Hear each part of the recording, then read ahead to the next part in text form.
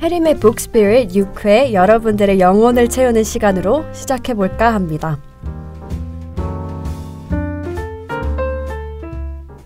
작가님께 저희가 미리 책을 제외하고 작가님의 영혼을 채우는 건 어떤 게 있냐고 여쭤봤었는데요. 뭔가요? 뭔가 이거 되게 멋있게 답을 해야 되나 아니면 되게 진솔하게 답을 해야 되나 고민했는데 네. 진솔하게 답하기로 했는데 네. 저는 그 노래 부르는 걸 되게 좋아해요. 잘 부르세요? 아니 잘은 못 부르지만 좋아합니다. 근데 요즘 제가 지방으로 강연 갈 때 이제 종종 지역 도서관에서 불러주실 때 제 차를 가지고 갈 때가 있거든요. 네. 이제 일부러라도 차를 가져갈 때가 있는데 저는 그 예전에 이브라는 록밴드가 있었어요. 아, 음악 좋아하세요? 이브라는 록밴드가 있었고 너 그럴 때면이라는 그 노래가 있는데 제가 그걸 너무 좋아해서 고등학교 때 학교 갈 때마다 들었거든요. 근데 그 이브가 올해 20주년 재결성을 했어요. 네. 그래서 막 콘서트도 막 하고 그랬는데 한번 몰래 갔다 온 적도 있고 그래요. 그 왜 몰래 가셨나요? 그냥 뭔가 내 몰래 가야 될 것 같았어요.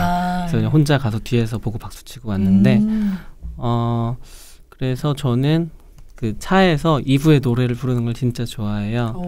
그래서 한 2-3시간 걸려서 도서관 가면 가끔 그 들으시는 분들이 작가님 감기 걸리셨나 봐요. 목이 살짝 쉬셨어요. 그러면 뭔가 노래 부르다 목 쉬었단 말을 참아 못해서 좀 감기가 유행이네요. 막 이런 그래서 좀 농담이고요. 근데 그냥 차에서 혼자 노래 부르고 하는 거 그리고 이브 노래를 듣고 하는 게 좋아서 그러고 나면 뭔가 좀 해소가 된다 그럴까? 영혼이 채워지는 느낌을 네, 뭐 그런 느낌이 있어요. 그래서 제가 특별하게 저를 위해서 무의식 중에 하는 그런 행동으로는 그냥 차에서 이브 노래 부르는 거. 그리고 요즘은 얼마 전에 보헤미안 랩소디를 봤는데 퀸 저도 노래가 아까 락 얘기 듣자마자 궁금했어요. 보셨는지. 다 너무 좋은 거예요. 네. 그래서 요즘엔 보헤미안 랩소디 노래 틀어놓고 저도 너무 좋아요. 네. 2번 봤어요. 2번이요? 네. 저도 2번 봤는데 네.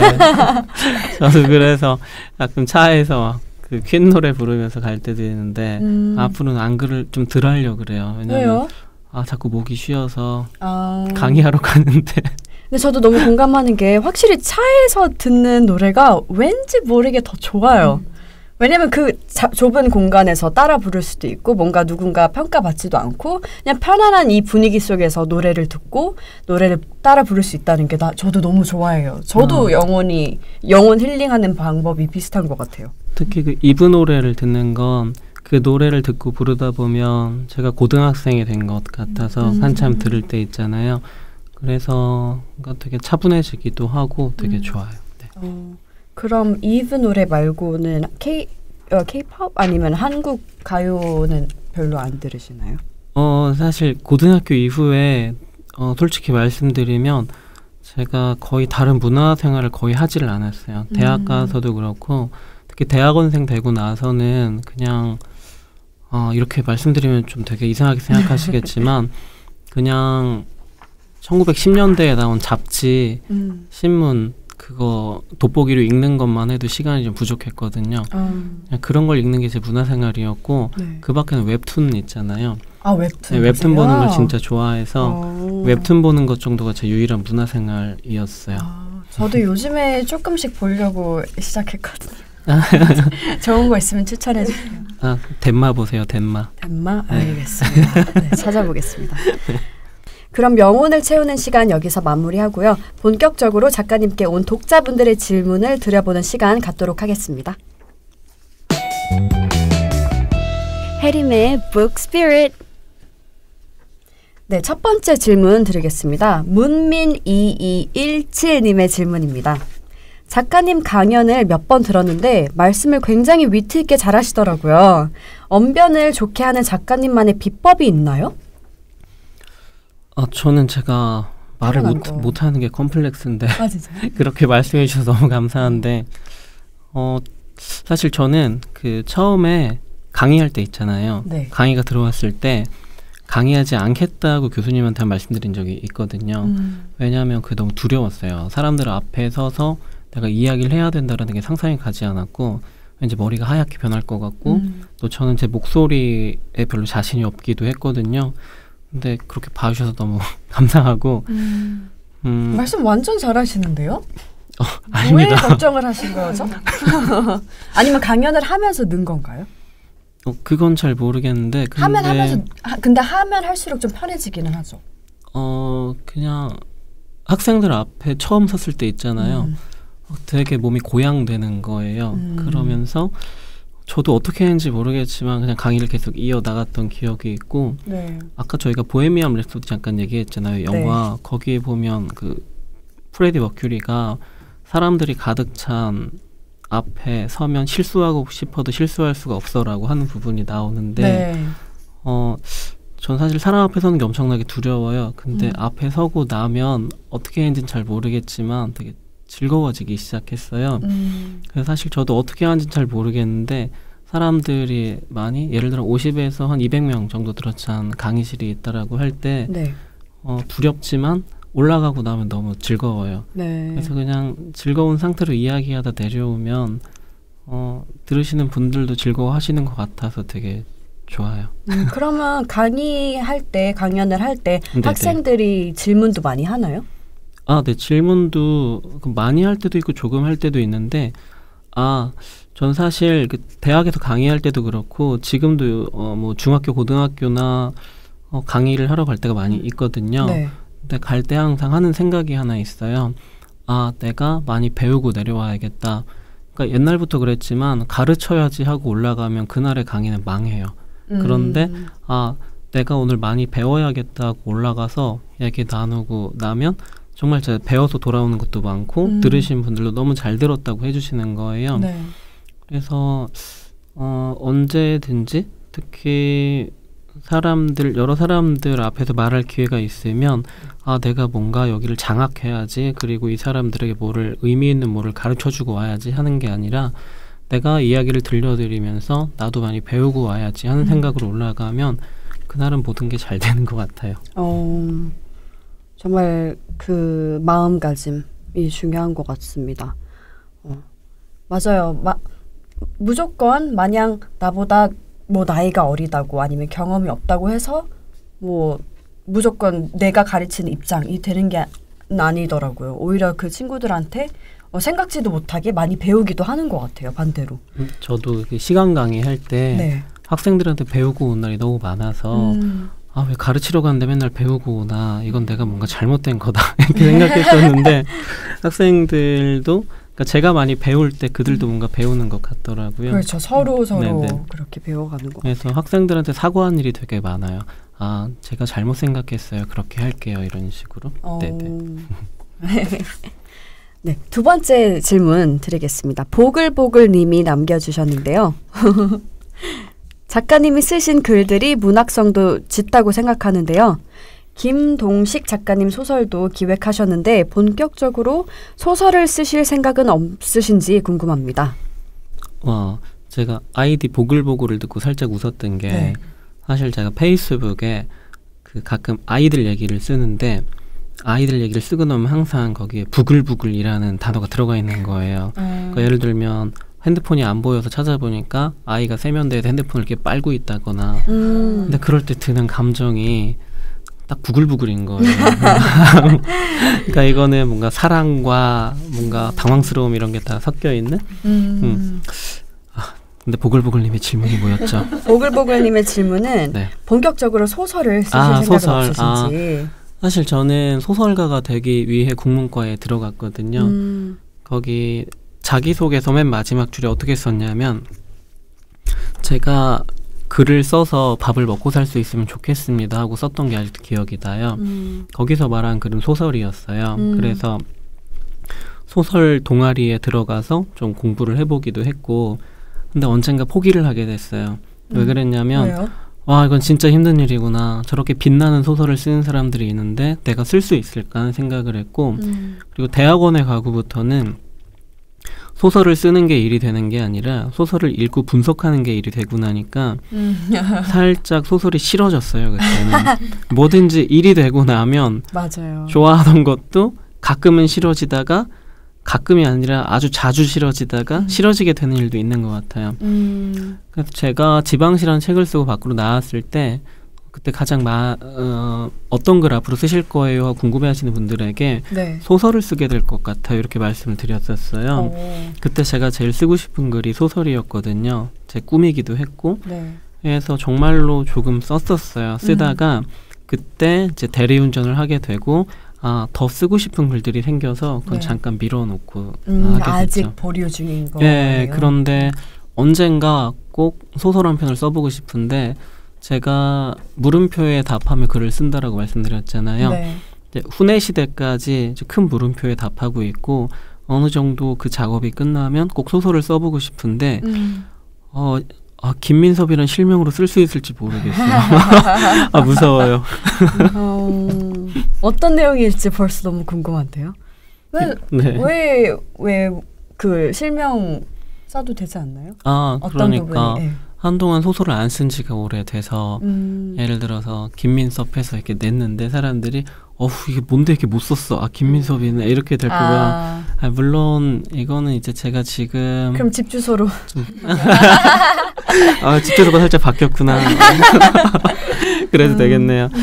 근데 이제 실명으로 쓰지 않는 건 이제 지방시의 경우에는 그게 좀 알려지면 내가 대학을 그만둬야 될 것 같다는 두려움이었고 지금은 그냥 농담처럼 드린 것이지만 네. 어쨌든 언젠가 김민섭이란 이름으로 소설을 꼭 한번 써보고 싶어요. 그때 많이 읽어주시면 좋겠어요. 네, 응원하겠습니다. 네. 네, 또 질문이 아직도 2개가 남아 있는데요. 질문을 굉장히 많이 주셨습니다. 세 번째 질문인데요. 기쁘고 좋은 날님의 질문입니다. 작가님의 글 속에 참 다양한 상황에서 위로를 많이 느끼는데요. 작가님이 글을 쓰실 때 어떤 마음으로 쓰시는지 궁금합니다. 위로를 받는다고 해주셔서 너무너무 감사하고요. 저는 글을 쓸 때 첫 번째는 쉽게 쓰려고 되게 노력을 해요. 네. 그러니까 그 누구도 이 문장이 어려워서 공감 못하게 하진 않아야겠다는 건데 제가 석사 과정 때 정말 논문을 한번 잘 썼어요. 네. 발표도 잘했고 그래서 학회에서 되게 좀 화제였어요. 김민섭이라는 사람이 공부 열심히 하고 있구나. 근데 그걸 이제 집에 가져가서 뒀는데 어머니가 보신 거예요. 어머니가 보시고 다음날 아침 먹는데 세상에 정말 잘 썼더라 이러시는 거예요. 저희 어머니는 고졸이시거든요. 근데 어머니가 말을 이어서 무슨 말인지 하나도 모르겠더라. 내가 모르겠으니까 참 잘 쓴 거겠지, 그치? 이러시는 거예요. 근데 그 순간 너무 부끄러운 거예요.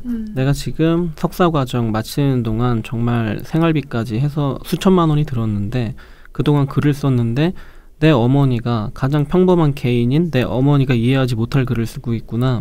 이건 잘못된 일이다 생각을 했고 약간 마음이 그래서 그때부터는 제가 글을 한 문장을 쓰고 이거 우리 엄마가 이해할 수 있을까? 엄마는 이 단어를 어려워하겠구나. 그러면 이 단어를 바꾸자. 그런데 무조건 바꾸는 게 아니라 이 어려운 단어보다 훨씬 쉬우면서도 이 상황을 잘 드러날 만한 게 뭐가 있을까. 단어 하나 놓고도 엄청나게 고민을 하게 된 거예요. 네. 그때부터 그 버릇이 생겨서 지금도 가지고 있어서 지금도 어떤 글을 쓰든 어떤 무겁고 어려운 주제를 다루든 누구든 이해할 수 있도록 나는 써야겠다 생각하고 좀 쉽게 쓰려고 하고 있고 두 번째로는 좀 제 글을 읽고 누구도 상처받지 않으면 좋겠다라고 생각해요. 그러니까 그래서 나의 분노를 드러내고 누군가를 상처 주는 건 되게 쉬운 일이거든요. 네. 그런데 그런 글을 쓰긴 정말 쉬워요. 하지만 저는 저의 글을 읽고 좀 모두가 불편했으면 좋겠는데 그 개인적 불편함이 아니라 사회적 불편함이면 좋겠어요. 그러니까 이 사람은 왜 이 상황에서 이렇게 행동할 수밖에 없었을까? 나라면 이 상황에서 어떻게 되었을까? 이 사람처럼 행동할 수밖에 없었겠구나. 이것은 이 사람 개인의 문제가 아니고 구조적인 문제이고 내가 해야 될 일은 이 사람을 비난하는 게 아니라 이 사람을 이렇게 만든 우리를 이렇게 만든 구조를 바꾸는 데 있겠구나 라고 생각하게 좀 만들고 싶거든요. 그래서 누구든 그 글을 보고 상처받는 게 아니라 무언가를 바꾸어야겠다라고 사회적인 분노를 가지게 해야겠다. 좀 그렇게 생각하고 좀 쉬운 글을 쓰려고 노력하고 있어요. 네, 너무 좋은 것 같아요. 진짜 한 개인으로서 상처받는 게 아니라 작가님이 글을 읽음으로써 더 내가 깊게 생각하고 마치 우리 학교 교훈이 뭔지 몰랐는데 뭐지 하고 궁금해하게 되고 함께 궁금할 수 있는 건 너무 좋은 것 같아요. 그 답을 함께 찾아가는 그런 마음, 그런 자세는 너무 좋은 것 같아요. 마지막 질문입니다. 그 시청자분들께서 보내주신 마지막 질문입니다. 네, 쾌걸천사 수키님이 보내주신 질문인데요. 글이 생각대로 풀리지 않을 때 타개하는 방법이 궁금합니다. 뭔가 좀 멋있게 말해야 되는데 그냥 눕습니다. 네. 누워서 핸드폰 켜고요. 웹툰을 봅니다. 그래서 한 10분 앉아있다가 못 쓰겠다 하고 웹툰을 한 편 보고 돌아오면 1시간이 지나 있어요. 네. 근데 이제 그 시간 동안 제 몸이 다시 세팅이 돼서 쓸 수 있게 될 때가 있어요. 그럼 좋은 일인데 그래도 안 써지면 웹툰을 한 편 더 봅니다. 그러니까 뭔가 다른 짓을 해요. 이건 이제 제가 일상에 사는 일들이고 사실 요즘 대리운전을 종종 하고 있거든요. 지금은 생계로서 하는 대리운전은 아니에요. 하지만 일주일에 하루나 이틀을 정해두고 그날은 예전에 생계를 위해서 하던 때처럼 대리운전을 하고 있는데 그 이유는 뭐냐면 책상에 앉아서만 쓰는 글보다도 제가 그렇게 했을 때 쓸 수 있는 글이 대단히 많아지기 때문이에요. 근데 이건 소재의 문제는 아니에요. 소재의 문제가 아니라 그렇게 일을 하고 돌아왔을 때 제 몸이 글을 쓸 수 있는 몸으로 조금 변해 있는 거예요. 특히 대리사회를 쓸 때도 이제 마감 때문에 진짜 힘들었거든요.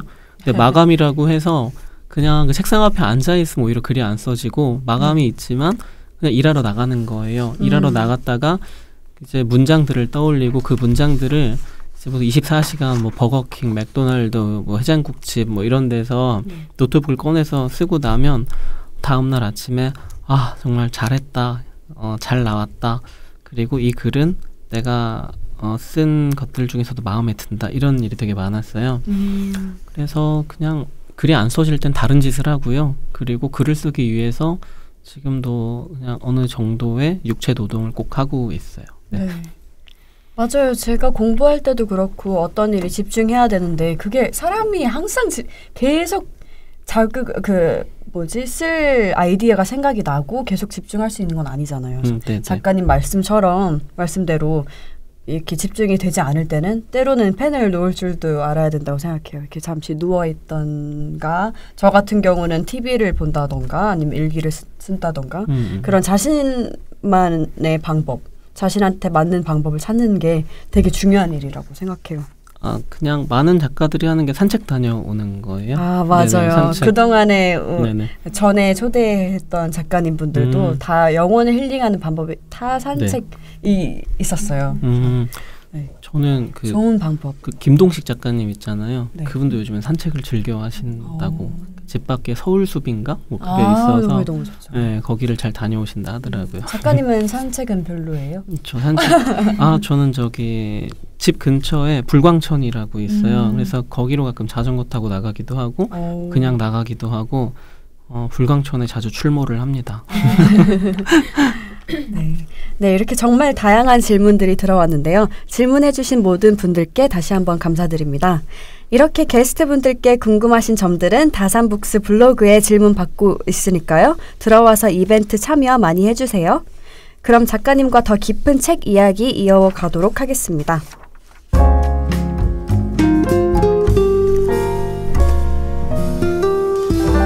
해림의 Book Spirit. 네, 사실 회사에서 요구받는 단어들이 조금 모호하잖아요. 네. 노력이나 열정처럼 남들이 평가할 수 있는 지표가 있지도 않고 이런 가치들을 강요받는 개인들은 결국 타자의 욕망을 계속 답습하는 거나 다름없는 거겠네요. 그러니까 어떻게 생각하세요? 그 회사의 그러니까 사문에서 많이 나타난 단어들이 노력, 도전, 열정 이런 것들이 있었는데 되게 익숙하잖아요. 그런데 저는 그 단어들은 나쁘지 않다라고 생각해요. 그런데 어떠한 단어든지 그 시대에 어떻게 쓰이냐는 다른 문제거든요. 그러니까 저는 한 시대가 한 단어를 오염시킬 수 있다라고 생각해요. 노력이나 열정, 도전은 그 대표적인 예인 것 같아요.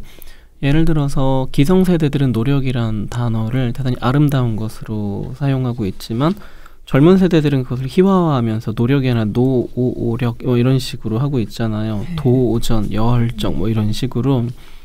그러니까 저는 그 단어를 우리 사회가 어떻게 쓰고 있느냐가 문제이고 노력이나 도전, 열정 이러한 것들이 개인의 것이 아니라 이제 사회의 것이 되어버렸고 네. 사회가 제시한 기준을 충족시키기 위해 개인이 달성해야만 하는 그러한 훈으로 좀 변했다라고 생각해요. 네. 그래서 저는 몇 년 전부터 다짐한 게 하나 있는데 그 누구에게도 노력, 도전, 열정이란 말을 하지 말자. 예전에 한번 어디 강의하러 갔는데 거기 강의를 부른 분이 교수님이셨어요. 네. 그런데 그 교수님께서 이건 이제 좀 다른 건데 좀 재능 기부한다 생각하고 와달라고 하시더라고요. 그래서 제가 재능 기부는 이제 기성세대들 사이에 쓸 말이지 청년들이나 젊은 사람들에게는 그 단어는 써서 안 될 말이라고 생각한다 이렇게 말씀을 한번 드렸거든요. 그랬더니 죄송하다고 앞으로 자신도 그 말을 안 쓰겠다고는 하시더라고요. 네. 되게 좀 고마우면서도 내가 너무 민감하게 얘기를 했나 싶기도 했는데 재능 기부라는 단어도 열정페이라는 말과 어울리면서 진짜 이 사회에선 대표적인 오염된 단어 같은 것들이거든요. 저는 절대로 좀 저도 지금 이제 36이니까 나이가 이제 많이 되어가고 있는데 어디가 청년이라 하면 되게 좀 민망하고 어쨌든 저보다 그 젊은 세대들에게 절대로 이런 단어는 안 써야지 하고 다짐을 하고 있습니다. 왜냐하면 오염된 단어들이니까. 네. 이제 학교에서는 교장 선생님들은 훈화 말씀을 정말 좋아하시잖아요. 이제 끝나지 않는 훈화를 이어가시고 그게 끝나고 나면 이제 반에서 종례 시간에 선생님들이 오늘 교장 선생님 훈화 말씀 들었지 하고 또 훈시를 시작하시고 그러한 말들은 또 교가나 교훈으로서 또 박제되어서 유통되고 네. 그러한 욕망들은 어디에나 있는 것 같아요. 회사이든 학교든 집이든. 네. 근데 책에 나온 우아한 형제들 사운이 굉장히 인상 깊었는데요. 인터넷에도 많이 돌아다니는데 예를 들면 잡담을 많이 나누는 것이 경쟁력이다 라든지 책임은 실행한 사람이 아닌 결정한 사람이 진다라든지 인터넷에서 여기에 공감하는 사람들 댓글도 굉장히 많이 달렸는데요. 그만큼 개인들도 기존의 훈을 자신들의 언어로 재생산해야 한다는 필요성을 느끼는 긍정적인 반응으로 봐도 무방할까요? 저는 그 우아한 형제들 훈을 찾아보고 네. 되게 재밌었어요. 그러니까 9시 1분은 9시가 아니다. 뭔가 되게 위트가 있으면서도 네. 또 무서운 거예요. 동시에. 그러니까 이 말은 우리는 2배 더 일찍 출근한다라는 아까 훈을 예로 들었잖아요. 네. 사실 다른 건 없어요. 다른 건 없지만 어떤 한 언어를 자신들의 언어로서 좀 세련되게 표현하느냐 투박하게 표현하느냐 그러니까 마치 딱딱한 고체처럼 한 개인에게 폭력적으로 가서 닿느냐 아니면 어떤 자연스럽게 액체처럼 분사되어서 그를 몸을 젖고 익숙하게 만드느냐 하는 문제인 것 같아요. 그런데 익숙한 형제들의 인터뷰를 한 그 직원께서는 우아한 형제들. 네, 우아한 형제들 그 직원께서는 대단히 자부심을 가지고 계셨어요. 그러니까 우리에겐 우리의 언어가 있다라는 거예요. 그리고 그 언어들로서 우리들은 조금 더 우아한 생각들을 할 수 있게 된다라고 대단히 자부심을 가지고 계셨어요. 그래서 이러한 훈들이 어떠한 방식으로 개인에게 가서 닿느냐에 따라서 이것이 조금 더 좀 효율적으로 작동할 수도 있겠구나. 그리고 그 시대마다 언어가 다르잖아요. 네. 예를 들어서 맛있는 음식을 먹었을 때 50대 선배님들은 일단 내가 맛있는 음식을 먹었다가 아니라 회원님들 오늘 참 다들 잘 지내고 계시죠? 간에 두루 평안하시고 이렇게 시작을 해가지고 오늘 날씨가 좋다 해서 마지막에 이제 이런 걸 먹었는데 좀 다들 좀 자식들하고 같이 먹어라 이런 식으로 간다고 하면은 그러니까 시대의 언어들이 있는 진짜. 것이고 그걸 포착하는 일은 특히 회사를 운영하는 사람들에게 정말 중요한 것 같아요. 네. 제가 그게 중요하다는 걸 또 느낀 일이 한 번 있었는데 네, 뭔데요? 트레발이라는 회사 아시나요 혹시? 뭐 하는 회사? 그 독서 공동체 모임인데 대단히 규모가 커요. 직원도 많고. 근데 거기 대표께서 얼마 전에 페이스북에 글을 남기셨는데 우리 회사는 이제 규모도 많이 커졌고 이제 잘 되고 있다 하는 내용이었어요. 저도 그 모임을 지지하는 사람으로서 좋았는데 네. 그분이 우아한 형제들 이야기를 잠깐 하셨어요. 어차피 전체 공개로 나온 글이었으니까 좀 말씀을 드리자면 우아한 형제들은 자신들의 언어를 갖고 있다라는 거예요. 하지만 우리 트레바리는 그런 언어를 만들어가는 과정에 있고 네. 우리에게 가장 중요한 것은 트레바리의 언어를 가지는 것이다라고 써두셨거든요. 그걸 보고 이 트레바리라는 회사는 앞으로도 잘 되겠구나. 왜냐하면 대표가 자신들의 언어를 고민하고 있잖아요. 네. 근데 언어를 마구잡이로 가져다 쓰기는 쉬워요. 온갖 곳에 널린 것들이 뭐 슬로건이나 뭐 모토라든지 그런 훈들이잖아요. 네. 그런데 우리의 언어를 만들고 세련되고 우아한 방식으로 우리만의 어떤 조직 문화를 구축하겠다라는 건 대단히 멋진 생각인 거죠. 멋지면서도 또 위험할 수가 있는데 그분은 아마 멋지게 해내시지 않을까 그런 생각을 했어요. 네. 작가님의 말씀을 얘기를 들으면서 언어에 대한 고귀함을 좀 생각하게 되는 것 같아요. 한 단체에서의 사용되는 그 언어, 키워드들에 대해서 한번 다시 생각하게 되는 것 같아요. 결국 개개인이 훈의 위험성을 깨닫고 다양한 방법으로 자신만의 훈을 깨달아야 할 것 같습니다. 이제 개인의 문제로 좀 더 좁혀보자면 개인의 욕망을 가감 없이 드러낼 수 있는 곳이 또 주거 공간이잖아요. 이곳에 개인의 욕망을 전시하고 거기에 쓰인 언어 또한 훈이라고 하셨는데 네네. 작가님도 무의식적으로 작가님 본인의 욕망을 전시했던 경험이 혹시 있으신가요? 전시라기보다는 이제 사무실에서 일을 하다 보면 주소록을 관리를 하게 됩니다. 거기에 이제 교수님들하고 시간 강사 선생님들이 살고 있는 집 주소들이 다 적혀 있어요. 네. 근데 거기에서 보게 되는 게 전화번호나 이런 것들이 아니에요. 이 사람은 어떤 아파트에 살고 있나 하는 것들을 진짜? 그냥 아무 의미 없이 보게 되는 거예요. 이 사람은 현대 아파트에 사는구나. 이 사람은 레미안에 사는구나. 이 사람은 그냥 빌라에 사는구나. 이런 것들을 보게 되는 거예요. 네. 근데 그건 사실 별로 옳은 일은 아니잖아요. 근데 그냥 아무 생각 없이 그렇게 보게 되는 일이 있었고 난 어디에 살고 있나 이런 것도 돌아보게 되고 그럴 것 같아요. 네. 계속 보고 있으면.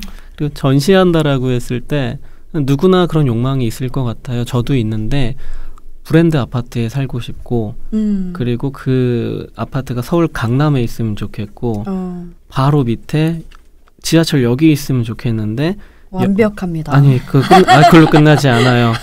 그게 다가 아니에요. 지하철이 하나만 있는 게 아니라 무슨 쿼드러플 역세권이라고 해서 뭐 3호선, 6호선, 9호선 다 지나가는 그런 거 있잖아요. 그런 것도 있으면 좋겠다. 그리고 너무 좋겠다. 그런 욕망은 누구에게나 있을 것 같아요. 저도 있습니다. 있죠. 그래서 얼마 전에 이제 아이들도 크고 해서 이사를 가야겠다 해서 아파트를 알아봤는데 네. 지방 도시에 알아봤어요. 당연히 서울의 빌라 전세를 얻을 돈으로 지방에서 아파트를 살 수 있으니까. 근데 그 아파트에 도시 이름이 붙어 있는 그 기업 도시예요. 그러니까 그 기업 도시라고 해서 어떤 그 나라에서 기업들에게 세제 혜택을 주고 어떤 그 주거 단지를 구성할 수 있게 하는 게 있다는데 만 세대가 넘게 들어오는 그런 도시가 있는 거예요. 근데 그 이전에 혁신도시라는 게 그 지방에 들어왔었거든요. 네. 그 아내가 처음에 우리 절로 이사 갈래 하고 물어봤을 때 제가 아니야 라고 했는데 그 아파트 값이 한 2년 만에 1억이 오른 거예요. 그래서 아내가 별 말은 안 하지만 되게 좀 아쉬워하는 것 같더라고요. 근데 이번에 기업도시라는 걸 보고 혁신도시는 저렇게 혁신적으로 값이 올랐는데 기업도시는 또 알아서 이렇게 오르지 않을까. 그러니까 기업도시를 제가 선택한 데 있어서는 그런 욕망도 대단히 그런 작용을 했을 것 같아요. 그랬을 것 같네요. 진짜. 그래서 이사를 그러면 네. 그래서 내년에 입주를 할지 어떨지 지금 고민을 많이 하고 있어요. 아직 고민 중인가요? 네네. 그리고 좋은 일이 있습니다. 뭔데요? 그 피라그로나 프리미엄 있잖아요. 네. 그거를 400만 원 주고 샀거든요. 지금 1000만 원이 떨어졌어요. 네. 저번에 어떤 분이 책을 읽으시더니 김민섭이 프리미엄 아파트를 샀다 그래서 뭔가 값이 안 올랐으면 좋겠다 하고 넘겼는데 이제 그 막판에 제가 책 뒤에 1,000만 원이 떨어졌다 써놨거든요. 그거 보고 너무 마음 편해졌다고. 아이고. 그래서 뭔가 공부한 사람들은 네. 그냥 공부만, 그러니까 저는 그 교수나 박사들 있잖아요. 네. 그분들이 자기 전공 외에 손을 댔을 때 얼마나 끔찍한 일이 벌어지는지를 알아요. 옛날에 한번 할아버지가 배추 심는 걸 도와드렸더니 네. 아유, 이 박사님이 와서 배추를 심었으니 얼마나 잘 되겠어 이러시길래 아마 이 배추는 잘 안 자랄 겁니다. 이렇게 생각했어요. 네.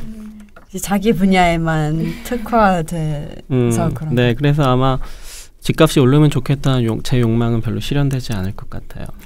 네, 그래도 혹시 모르죠. 네, 희망을 가지세요. 책에서 보면 학교나 회사, 집에서 자신을 드러낼 수 있는 공간이 굉장히 한정적이라고 나오는데요. 어떤 의미인가요? 그러니까 네. 우리는 어떤 공간에서 주체로 존재하는 게 대단히 쉽지가 않아요. 예를 들어서 학교나 회사에서는 당연히 그 몸이 통제를 받고 있잖아요. 네. 그런데 집에 왔다고 해서 그 통제가 사라지는 건 또 아닌 게, 예를 들면 내 방의 벽지가 마음에 들지 않는다. 파란색으로 바꾸고 싶다. 네. 그렇다고 중학생이나 고등학생이 직접 도배를 할 수도 없는 일이고 그거 혼자 결정할 수 있는 일이 아니잖아요. 그리고 뭐 아버지나 어머니 그 집안의 가장이라고 해서 또 그 안에서 마음대로 할 수 있는 건 아니고 끊임없이 다른 구성원들의 눈치를 봐야 되잖아요. 네. 하다못해 액자를 하나 걸고 아니면 뭐 사진이나 글 같은 걸 전시해 놓는 일도 서로 합의가 있어야 가능한 일이잖아요. 근데 저는 그게 그럼 가장 잘 드러나는 곳이 어딜까 잠깐 고민해 보다가 네. 책꽂이겠다 하는 생각을 했어요. 그러니까 저도 왜요? 돌이켜보면 내 욕망을 전시해 놓을 수 있던 내 마음대로 그 공간은 책꽂이밖에 없었던 것 같아요. 그러니까 내가 지금 나타내고 싶은 내 감정들이 있잖아요. 거기에 꽂아놓는 책의 제목이 그걸 대신하는 거죠. 그런데 그 책꽂이도 전부 저의 건 아니에요. 대신 그 책꽂이에서 한 2단 정도, 한 단은 당연히 참고서나 이제 교과서 같은 게 꼽혀 있어야 되는 학생 때, 네. 다른 2단 정도에는 제가 넣고 싶은 책을 이제 넣어놓을 수가 있는 거죠. 그럼 작가님이 느끼기에 이제 책꽂이만큼은 내가 네네. 좀 마음대로 할 수 있는 공간이다. 회사에서도 그렇죠. 그러니까 저는 요즘에 무례한 사람에게 대처하는 법이나 죽고 싶지만 떡볶이는 먹고 싶어라는 책들이 네. 많은 사랑을 너무 받았잖아요. 읽고 싶은데. 근데 저는 그 책들이 회사 책꽂이에 대단히 많이 꼽혀 있었겠다 생각했어요. 그러니까 회사 책꽂이도 온전히 나의 것은 아니지만 책 2권 정도를 꽂아놓을 수 있잖아요. 네. 근데 거기에 무례한 사람에게 웃으며 대처하는 법이 있으면 그거는 말하자면 시위 같은 거죠. 너희들은 다 무례해. 난 너희들에게 그래도 웃으면서 대처하고 싶어. 아니면 떡볶이 같은 책들은 내가 지금 정말 힘들다. 같이 떡볶이 먹으러 가자. 이런 어떤 신호가 될 수도 있는 것이고 저는 그러네요. 그래서 개인들이 자신의 욕망을 전시해두고 싶다라는 어떤 그런 바람들도 올해 책이 좀 선택되는데도 많은 영향을 끼치지 않았나. 그리고 저는 대학원 시절에 네. 책상 한 단이 제 욕망을 전시해두는 곳이었는데 거기에는 항상 제 지도 교수가 쓴 소설사가 꼽혀 있었어요. 누가 보아도 그러니까 2가지 뜻이 있는 거죠. 난 지도 교수님을 이렇게 사랑하고 있다라는 시위 나를 봐달라. 그리고 2번째는 나도 언젠가 이런 소설사를 쓰고 싶다라는 저를 위한 욕망이 전시되어 있는 것이었고 네. 그리고 전 한동안 책꽂이에는 제가 그 생일에 책을 선물 받을 때가 있잖아요. 네. 제가 좋아하는 친구들이 선물한 책들은 책꽂이에 잘 보이는 곳에 꼽아놨었어요. 언젠가 친구들이 이 책꽂이를 보면 내가 너희를 얼마나 사랑하는지를 알아주겠지 하는 게 있었고 그리고 이건 좀 민망한데 네. 내가 싫어하는 사람이 선물한 책은 이제 좀 다른 데 꼽아놨었어요. 아예 거기에 책꽂이를 그러니까 안 꽂아놓고. 이 책꽂이가 아니라 약간 2단 옆에 있는 책꽂이집에 꽂아놓는다거나 왜냐면 이제 이 방송을 들으시는 주변 지인분들께서 내 책은 어디에 꽂아져 있나 고민하겠는데요. 다들 아마 그러지 않을까. 그렇군요. 그 혜리님도 좋아하는 책은 잘 보이는데 꽂아놓으시지 않나요? 그렇죠, 그렇죠. 저는 좋아하는 책이 있으면 하이라이트 하면서 읽어요. 이게 하이라이트 뭐 적기도 하고 그렇죠. 제일 잘 보이는데 둡니다. 네. 네, 후내 시대가 그래도 이렇게 어디 박스 안에 안 들어있으면 좋겠다. 제일 잘 보이는데 함께 두겠습니다. 네, 저도 잘 보이는데. 감사합니다. 아까 책을 나중에 봤는데 막 다른 책꽂이에 꽂아주시면 진짜 예 이해하겠습니다. 네. 네, 이어서 그 시대의 베스트셀러만 봐도 개개인들이 어떠한 욕망을 가지고 있는지 파악이 되잖아요. 네. 작가의 입장에서는 많이 고민이 될 것 같은데 어때요? 사실 아까 말씀드린 이제 사람들이 어떠한 책의 제목을 책꽂이에 꽂아두고 싶어 하느냐 그것은 책의 제목이 그 시대의 개인들이 가진 욕망을 잘 포착해야 된단 말이 되잖아요. 근데 제가 올해 여름에 책을 한 권 냈는데 네. 제목을 엄청 고민했어요. 근데 책을 내기 전에 몇 달 전에 동갑 친구랑 같이 이제 밥을 먹는데 그 친구 너무 힘들어하는 거예요. 퇴직한 친구였어요. 퇴사한 친구. 민서 내가 진짜 힘들다. 진짜 죽을 만큼 힘든데 내가 죽고 싶은 건 아니거든. 딱 이 말을 하는데 제 마음도 그때 좀 그런 게 있었고 대학에서 나왔을 때 제 마음도 그랬고 정말 많은 20, 30대들이 이런 마음으로 살아가고 있지 않을까. 책 제목으로 정말 좋다. 그래서 친구한테 야 내가 이 밥 살 테니까 내가 네가 지금 한 말 책 제목으로 좀 쓸게. 죽을 만큼 힘들지만 죽고 싶은 건 아니야. 오케이? 이랬더니 친구가 그래 써 밥 잘 먹을게 이러더라고요. 그래서 이제 뭐 제가 먹었나요? 그때 뭐지 감바스라는 걸 먹었나? 뭐 새우가 기름에 끓고 있는 그런 음식을. 네.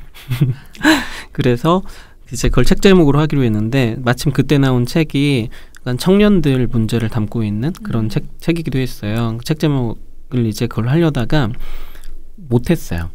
왜 못했냐면 그때 나온 책이 죽고 싶지만 떡볶이는 먹고 싶어가 딱 그때 나왔는데 그래요? 그 시기 내면은 너무 욕먹을 것 같은 거예요. 너무 따라했다고. 그래서 그냥 고백 손짓 연결이라는 제목으로 해서 내게 됐는데 사실 그거는 제가 그때 얼마나 이제 그 사회의 욕망을 읽어내고 제목으로 하려고 했나. 근데 지금도 이제 사람들하고 이제 자리를 갖다가 네. 얘기하다가 잠깐 죄송한데 잠깐 좀 메모 좀 할게요 하고 사람들이 말하는 걸 메모할 때가 있어요. 그건 책의 제목이기도 하고 아이디어 같은 거기도 한데 그래서 계속해서 어떤 사회의 욕망을 읽어내야겠다 하는 것들을 이제 좀 그때 메모를 하고 책의 제목으로도 하려고 좀 노력하고 있어요. 네, 그렇게 기록하는 건 굉장히 중요한 것 같아요.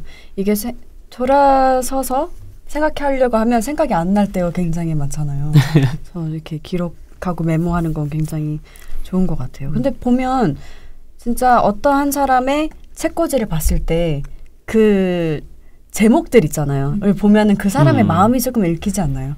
저는 그래서 어디 놀러 가면 네. 슉 봐요.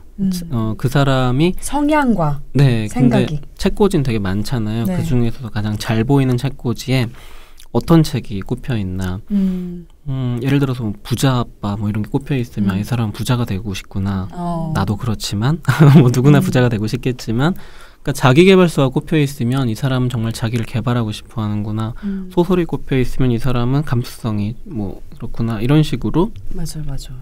그 사람이 지금 가지고 있는 욕망을 파악할 수가 있다라고 생각해요. 그래서 저는 연애를 준비하는 사람들은 반드시 상대방의 책꽂이를 살펴볼 필요가 있다라고 생각해요. 그러면 그 사람이 어떤 사람인지를 좀 단기간에 가장 잘 파악할 수 있지 않을까? 그 사람이 만약에 책꽂이에 책이 없으면 어떡하죠? 책에 관심이 없어. 그건 생각을 못 해봤어요. 근데 책꽂이라 해서 대단한 게 아니라 저는 그 원룸 생활할 때 책꽂이가 없었어요. 대신 어떻게 했냐면 책상에다가 그때 읽는 책들을 이렇게 되는 대로 쌓아놨었거든요. 근데 책꽂이라는 건 대부분 없어요. 특히 그 청년들, 대학생들 경우에는 책꽂이도 사치거든요. 그리고 요즘에는 그 이북이나 이렇게 인터넷으로 볼 수 있는 방법이 많아서 책을 이렇게 사서 읽기도 하지만 그렇게 온라인으로 많이 보기도 하더라고요. 책뿐만 아니라 예전에 친구가 넷플릭스 보고 있길래 봤더니 친구가 본 최근 목록들이 있는데 공포영화를 되게 많이 봤더라고요. 그래서 너 이런 거 보는구나 막 이렇게 그러니까 요즘은 그 사람이 무엇을 즐기고 있냐 꼭 책이나 책꽂이가 아니더라도 그 사람의 구독 목록을 보면 이 사람의 욕망뿐 아니라 여러 가지 성향 같은 것들을 가장 좀 빠르게 파악할 수 있지 않나? 네, 맞아요. 그래요. 그런 것 같아요. 작가님의 얘기를 듣고 나니까 내 책꽂이엔 뭐가 있는지 오늘 집에 가서 한번 봐야 될 것 같아요. 그게 궁금하네요. 되게 의도라기보다 무의식 중으로 내가 사랑하는 것들을 전시하고 싶은 것들을 모아놓는 거니까 저도 가끔 놀래요. 내가 이 책에 왜 꼽아놨지? 주로 어떤 책들이 소설 책들이 많이 있을 것 같아요. 아니 요즘은 그렇진 않아요. 요즘은 어떠냐면 이제 글을 쓰고 지낸 지가 3년쯤 됐어요. 네. 그러다 보니까 좀 친해진 작가들이 있어요. 근데 작가들을 만나고 책을 교환하고 저 사람은 좀 오래 보고 싶다 하면 그 책들은 제 가장 잘 보이는 책꽂이에 꼽혀 있고 만나봤는데 저 사람은 글과 삶이 좀 다른 것 같다. 뭔가 앞으로 좀 자주 만나게 될 것 같진 않다 하면 책을 받아왔더라도 약간 좀 먼 곳에 꼽아놓는다든지 그래요. 네. 그러니까 친하게 지내는 문제가 아니라 저 사람은 내가 그러니까 꼭 친해지지 않더라도 저 사람의 삶을 좀 바라보고 응원하고 싶다 하는 사람들 거는 이렇게 잘 보이는 곳에 꼽아놓고 있어요. 제 책도 거기에 있기를 바라며. 네.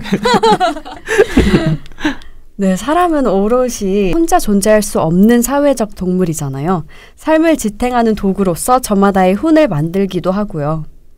5회 처음에 말씀하셨던 김민섭 찾기 프로젝트에서도 당신이 잘 되면 좋겠습니다 라는 작가님의 훈이 인상 깊었는데요.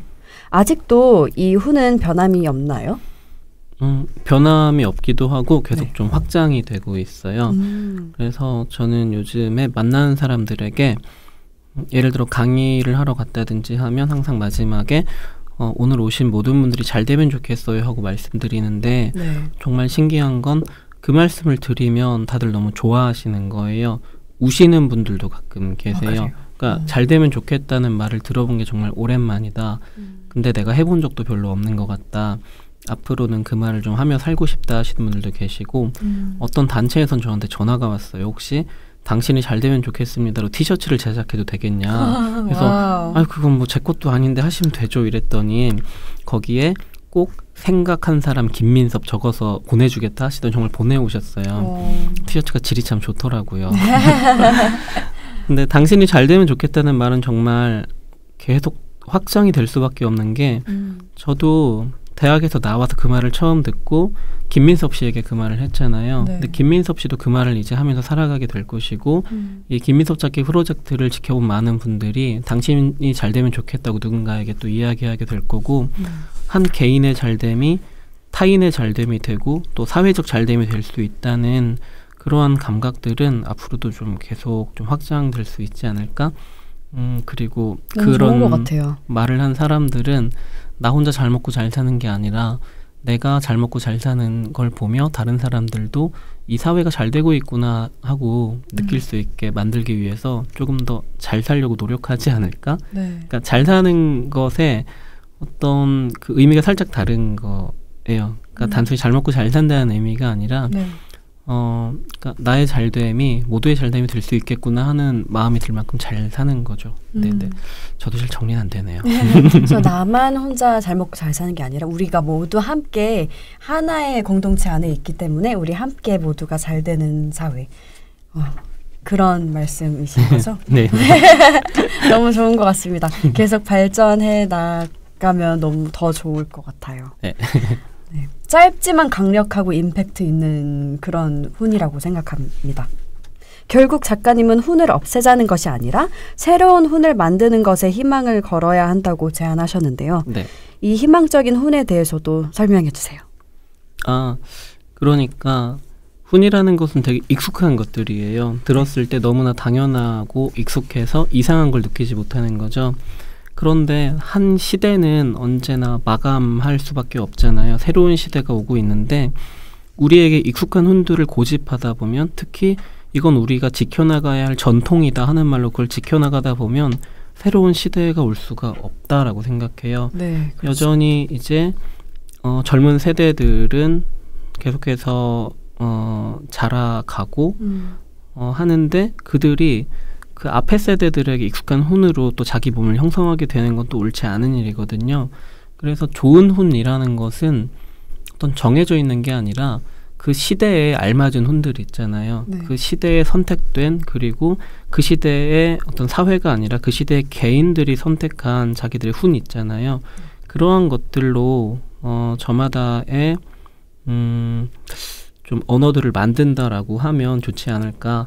그러니까 우리에겐 하나의 과제가 남는 거예요. 우리에게 익숙한 훈들을 이제 버릴 때가 온 것이고 우리에게 익숙하지 않은 저게 뭐지? 하는 것들을 공부해야 돼요. 공부하고 이런 것이구나.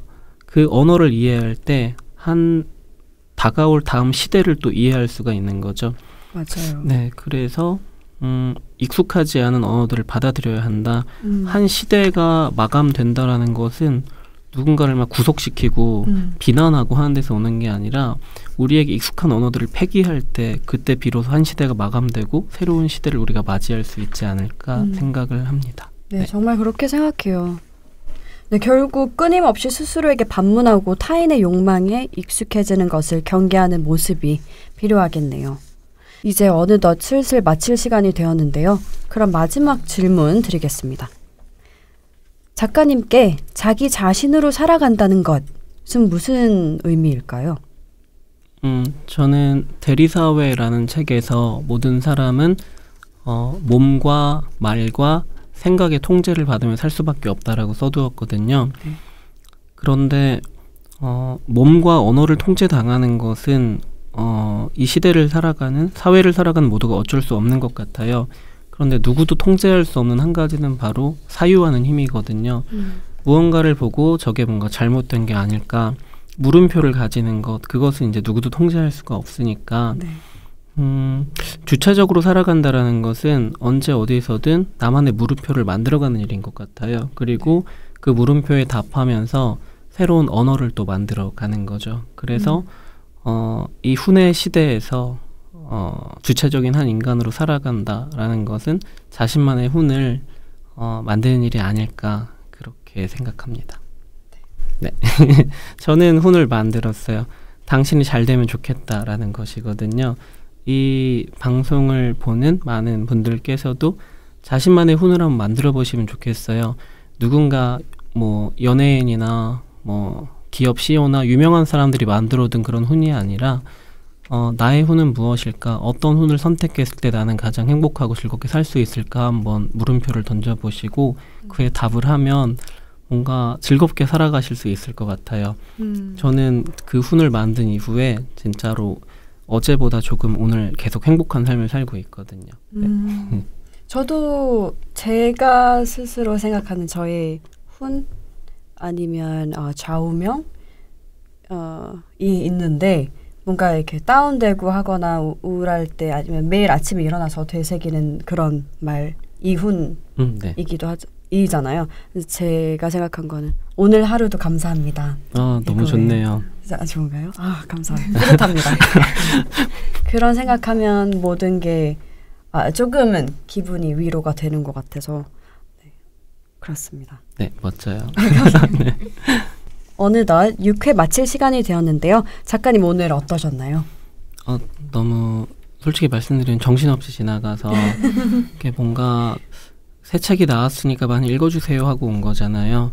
근데 그것도 제대로 못한 것 같고 뭔가 재밌는 말도 제대로 못한 것 같아서 아닙니다. 많이 되게 반성하고 있어요. 아닙니다. 너무 좋은 에피소드와 영화 같은 장면들과 함께 좋은 얘기 많이 해주셔서 너무 감사드리고요. 저희도 생각지 못했던 부분들에 대해서 한 번 더 깊게 생각할 수 있는 그런 시간이 되어서 너무 좋은 시간 자리 주셔서 감사합니다. 네, 너무 감사합니다. 네, 와주셔서 너무 감사드리고요. 해림의 북스피릿 6회 오늘 여기서 마치고요. 마지막으로 김민섭 작가님의 훈의 시대 작가님께서 직접 읽으면서 마무리하는 시간 갖도록 하겠습니다. 한 공간의 훈을 바꿀 위치에 우리 모두는 언젠가 오르게 된다. 그때 자신의 몸에 여전히 물음표를 간직하고 있다면, 그것을 추억하지 않고 기억하고 있다면 많은 것을 바꿀 수 있다. 저마다 자신의 자리에서 크고 작은 제도와 문화를 바꾸어 간다면 우리 사회 역시 변화하게 된다. 이것은 비단 학교라든가 회사라든가 하는 공적인 공간뿐만 아니라 집이라는 사적인 공간에서도 마찬가지다. 어느 한 세대는 필연적으로 가장의 자리에 오르거나 그를 통제할 수 있는 유일한 사람이 된다. 그때는 어린 시절부터 간직해온 물음표를 찾아 반드시 답을 해야만 한다. 올바른 부모가 되는 것은 아이들에게 올바른 훈을 전해주는 가장 좋은 방법이다. 우리 주변에는 아직도 많은 훈들이 남아 이 시대와 여전히 동시하고 있다. 전 근대적인 야만의 언어들이, 산업화 시대에 만들어진 낡은 언어들이 여전히 우리 곁에 존재한다는 것은 몹시 모욕적이다. 우리는 이것들을 이제 폐기하고 스스로의 훈을 만들 필요가 있다. 새로운 시대의 논리가 다시 우리를 잠식하기 이전에 주변의 훈을 바꿔나가는 작업을 해야만 한다. 이것은 대학생도, 회사원도, 한 집안의 부모들도 모두 할 수 있는 일이다. 새로운 시대의 개막은 낡은 언어들을 청산하는 데서부터 비로소 시작된다. 다음 세대를 위해 우리에게 익숙한 언어들에 어떠한 욕망들이 뒤섞여 있는지를 직시하고 버릴 것들을 과감히 버려나가야 한다. 사실 이 책에서는 국가의 훈을 비롯해 조금 더 근본적인 욕망에 접근해보고 싶었다. 그러나 나의 부족함으로 여러모로 아쉬운 글이 되었다. 그 작업은 이후의 과제로 남겨두고 싶다. 대학에서 논문을 쓸 때는 무언가 책임지기 어려운 부분이 나오면 이후의 과제라고 써두고는 도망치는 볼품없는 연구자였지만 이제는 그러지 않을 것이다.